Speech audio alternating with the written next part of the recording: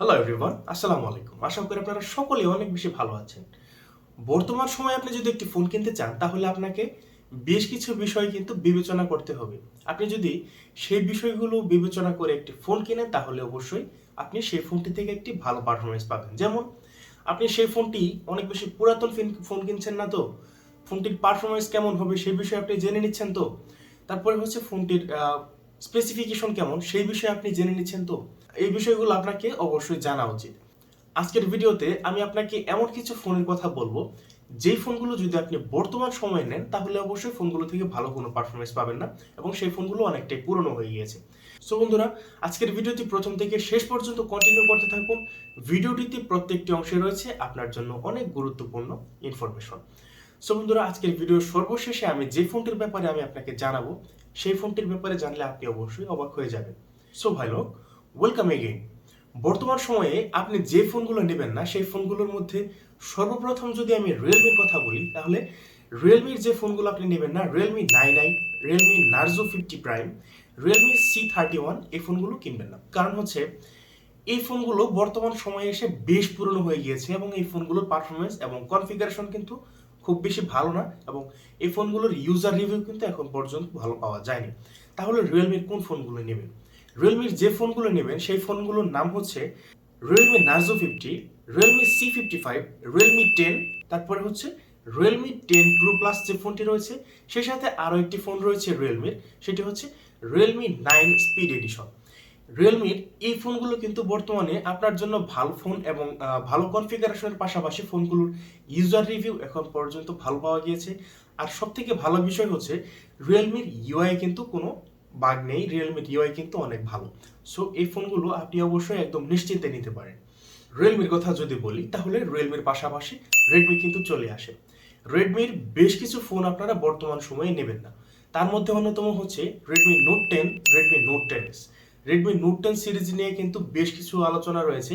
Redmi note 10 এর user review কিন্তু ভালো পাওয়া যায়নি, বেশ কিছুটা প্রবলেম আমরা লক্ষ্য করেছি। তারপরে হচ্ছে রেডমি নোট 11 এই ফোনগুলো নেবেন না, তার কারণ হচ্ছে রেডমি নোট 12 চলে এসেছে বর্তমান বাজারে। রেডমি নোট 12 এবং রেডমি নোট 11 এর প্রাইস কিন্তু প্রায় সিমিলার, কিন্তু দুটি ফোনের স্পেসিফিকেশনের মধ্যে বেশ পার্থক্য রয়েছে। রেডমি নোট 12 এর মধ্যে যে ডিসপ্লেটি ব্যবহার করা হয়েছে সেটি কিন্তু অনেক বেশি দুর্দান্ত এবং রেডমি নোট 12 কিন্তু লেটেস্ট এবং সেই জন্য আপনি রেডমি নোট 11 কেনা থেকে বিরত থাকবেন। তারপর হচ্ছে পোকোর বেশ কিছু ফোন কিন্তু আপনারা কিনবেন না, যেমন Poco X3, Poco X3 pro. এই ফোনগুলো কিন্তু বেশ পুরনো হয়ে গিয়েছে এবং বেশ পুরনো মডেলের ফোন, যদিও সেই সময় এই ফোনগুলো ভালো পারফরমেন্স প্রোভাইড করতো। সো এই ফোনগুলো কেনা থেকে বিরত থাকবেন রেডমি ব্র্যান্ডের। দেন ওয়ানপ্লাস কিনে যদি কথা বলি তাহলে ওয়ানপ্লাসের কোনো ফোন কিনে কিন্তু আমার বিশ্বাস নেই। তার কারণ হচ্ছে ওয়ানপ্লাসের প্রত্যেকটি ফোনের মধ্যে কিন্তু শুধু green line, white line, pink line যা আছে সব কিন্তু দেখা যায়। সো আমি একটি গল্প আপনাকে বলি। আমি একদিন গেলাম একটি মার্কেটে যাওয়ার পরে দেখি যে এক ভাই একটি ফোন চালাচ্ছেন এবং সেই ফোনের মধ্যে দেখতে পাচ্ছি যে green line, pink line, white line, মানে যত কালারের লাইট হয়, যত লাইন হয় সব তার মধ্যে। আমি ভাইকে বললাম যে ভাই আপনি নিশ্চিত হতভাগা ওয়ান প্লাস ইউজার। যারা ওয়ান প্লাস ইউজ করে আমি তাদেরকে এক প্রকার হতভাগাই বলে থাকি। তার কারণ হচ্ছে ওয়ান প্লাসের যে ফোনগুলো রয়েছে সেই ফোনগুলোর প্রাইস কিন্তু বেশ কিছুটা বেশি এবং সেই অনুযায়ী সেই ফোনগুলোর পারফরমেন্স ভালো থাকলেও ডিসপ্লেতে কিন্তু ওই যে বিভিন্ন ধরনের লাইন দেখা যায় আর কি। সো ওয়ান প্লাস কেনা থেকে বিরত থাকবেন, সেটি গ্লোবাল ভার্সনই হোক বা ইন্ডিয়ান ভার্সনই হোক, সেই ফোনগুলো থেকে অবশ্যই আপনারা বিরত থাকবেন।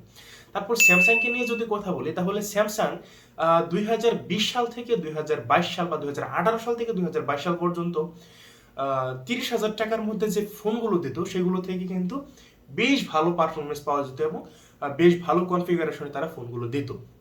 কিন্তু বর্তমান সময়ে স্যামসাং 30,000 টাকা বাজেটের মধ্যে যে ফোনগুলো দিচ্ছে সেগুলো থেকে ভালো কোনো ফোন পাওয়া যায় না, আমার কাছে পার্সোনালি কোনো ফোন ভালো লাগে না। আর 30,000 টাকার মধ্যে স্যামসাং এর যে ফোনগুলো বের করে তাহলে সেই ফোনগুলোর মধ্যে কিন্তু দেখা যায় শুধু ওয়াটার ড্রপ ডিসপ্লে, যা বর্তমানে কিন্তু একদম ডিসঅ্যাপয়েন্টেড থাকে আমাদের। যেখানে 30,000 টাকা বাজেটের মধ্যে মানুষ কিন্তু ওলেড ডিসপ্লে দিয়ে থাকে এবং সুপার অ্যামোলেড ডিসপ্লেও কিন্তু দেখা যায় অন্য কোনো ব্র্যান্ডের মধ্যে। সো 30,000 টাকার মধ্যে যে সকল স্যামসাং এর ফোন রয়েছে সেগুলো থেকে বিরত থাকবেন। আর আপনি যদি পারেন তাহলে আরো বাজেট বাড়িয়ে স্যামসাং এর ফোন নিতে পারেন, যেমন 50,000 বা 30,000 টাকার মধ্যে একটি ফোন রয়েছে 30 থেকে 32,000 টাকার মধ্যে, স্যামসাং A34। এই ফোনটির দিকে চলে আসতে পারেন। সেই ফোনটির পারফরমেন্স এখন পর্যন্ত ভালো এবং সেই ফোনটি থেকে ভালো পারফর্ম কিন্তু পাচ্ছেন বর্তমানে ইউজাররা। দেন যদি কথা বলি অ্যাপেলকে নিয়ে, তাহলে অ্যাপেলের আপনারা বেশ কিছু ফোন কিনবেন না, যেমন আইফোন 6s, তারপরে হচ্ছে iPhone 8, iPhone x, iPhone XS, iPhone XR. এই ফোনগুলো আপনি অবশ্যই কিনবেন না, তার কারণ এই ফোনগুলো বেশ পুরনো এবং সেই ফোনগুলো হয়ে থাকে রিফারবিশড। এখন রিফারবিশড মানে হচ্ছে এই ফোনগুলো বাইরের দেশে ব্যবহৃত হয়েছে, বাইরের দেশে ব্যবহার হওয়ার পরে সেই ফোনগুলো নষ্ট হয়ে গিয়েছে এবং সেগুলো কোনো মতো ঠিকঠাক করে আমাদের মতো থার্ড পার্টি যেসব দেশগুলো রয়েছে সেই দেশগুলোতে তারা সেই ফোনগুলোকে কিন্তু পাঠিয়ে দেয় এবং সেই ফোনগুলো আমরা কম দামে কিনতে পারি।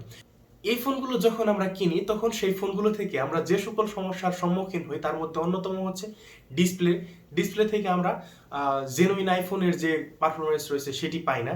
তারপরে হচ্ছে আইফোনের যে ক্যামেরা রয়েছে সেই ক্যামেরার রেজুলেশন হয়তো কিছুদিনের মধ্যে কমে যায়, সেই সাথে ওভারঅল সেই আইফোন থেকে আপনি ভালো কোনো পারফরমেন্স পাবেন না। ইভেন আইফোনের 11 সিরিজের নিচে যে ফোনগুলো রয়েছে আপনি সেই ফোনগুলো অবশ্যই নেবেন না, প্রয়োজন হলে আপনি অন্য কোনো ব্র্যান্ডের ফোন নিতে পারেন। আইফোন 11 সিরিজের উপরে যে ফোনগুলো রয়েছে আপনারা সেই ফোনগুলো নেওয়ার চেষ্টা করবেন। আরও একটি কথা বলে নিচ্ছি, সর্বশেষ আমি আপনাকে যে ফোনটির ব্যাপারে জানাতে চাচ্ছিলাম সেটি হচ্ছে আইফোন 15 প্রো ম্যাক্স। এই ফোনটি আপনি অবশ্যই কিনবেন না। শোনা যাচ্ছে যে 2024 সালে কিন্তু আইফোন 16 প্রো ম্যাক্স চলে আসার একটি সম্ভাবনা রয়েছে। আপনি আইফোন 16 প্রো ম্যাক্সের জন্য অপেক্ষা করতে পারেন। দেখেন, আপনি যদি 1.5 লাখ টাকা থেকে 2 লাখ টাকার মধ্যে আইফোন 15 প্রো ম্যাক্স নেন, এবং আপনি অবশ্যই জানেন যে আইফোন 15 প্রো ম্যাক্সের মধ্যে কিন্তু বেশ কিছু ইস্যু দেখা দিচ্ছে, যেমন সেই ফোনটির হিটিং ইস্যু রয়েছে, তারপরে হচ্ছে টাইটেনিয়াম দিয়ে যে বানানো হয়েছে টাইটেনিয়ামের কালার উঠে যাচ্ছে, এছাড়াও ক্যামেরা বাম্পটা কি বাঁকা হয়ে যাচ্ছে, এরকম বেশ কিছু ইস্যু দেখা যাচ্ছে, মেজর ইস্যু। দেখুন, আইফোনের সফটওয়্যারে যদি প্রবলেম থাকতো তাহলে কিন্তু আইফোন সেটি আপডেটের মাধ্যমে চেঞ্জ করে দিতে পারতো বা ফিক্স করে দিতে পারতো, বা কোনো বাগ ইস্যু থাকলে তারা ফিক্স করে দিতে পারতো। কিন্তু সেই ক্ষেত্রে দেখা যাচ্ছে যদি সেই ফোনটিতে যদি ফিজিক্যালি কোনো প্রবলেম থাকে সেটি কিন্তু আপডেটের মাধ্যমে চেঞ্জ করা সম্ভব নয়। আপনি আইফোন 15 প্রো ম্যাক্স থেকে কেনার জন্য বিরত থাকুন। আপনি চাইলে আইফোন 14, আপনার যদি নেওয়ার প্রয়োজনই হয় তাহলে আপনি 14 প্রো ম্যাক্স নিতে পারেন। 14 প্রো ম্যাক্সের ইউজার রিভিউ এখন পর্যন্ত ভালো এবং এই ফোনটি ভালো পারফর্ম করতে পারছে, দুর্দান্ত একটি ফোন। কিন্তু আপনি যদি লেটেস্ট ফোন নিতে চান তাহলে 16 প্রো ম্যাক্সের জন্য অপেক্ষা করতে পারবেন। আশা করি 16 প্রো ম্যাক্সের মধ্যে আইফোন এই সকল প্রবলেমগুলো সলভ করে দেবে। সো বন্ধুরা, আজকের ভিডিও এ পর্যন্তই। ভিডিওটি যদি ভালো লাগে তাহলে অবশ্যই ভিডিওটিতে একটি লাইক করে চ্যানেলটি সাবস্ক্রাইব করে আমাদের পাশে থাকতে ভুলবেন না।